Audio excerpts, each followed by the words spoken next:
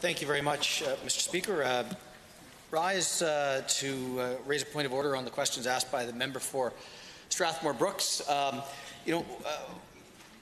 Independents get one question a week, and it looked like he was trying to knit together three completely unrelated topics into his one question.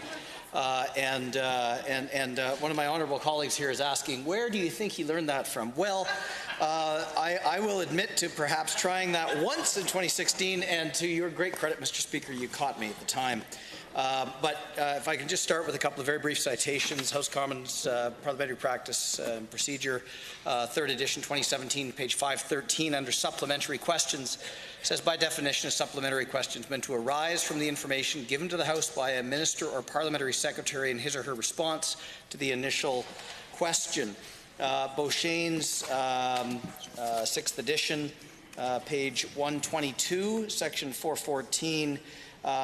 Further questions. The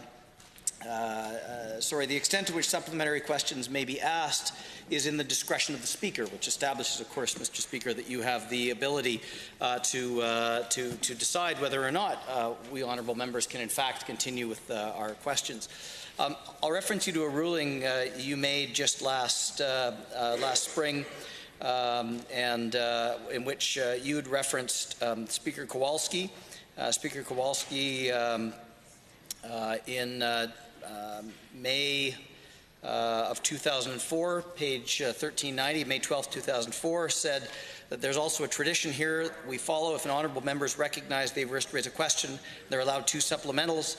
And the important part has always been understood that the supplementals must have something to do with the first question. So the 3 questions that were asked went to 3 different ministers. One was about campaign finance reform and PACs. One was about the carbon tax to a different minister, and the third was about balancing the budget to yet a different minister. So I would argue, Mr. Speaker, it's important that we respect the integrity of the question process and that all questions and supplementals relate to the same topic. Thank you, Mr. Speaker.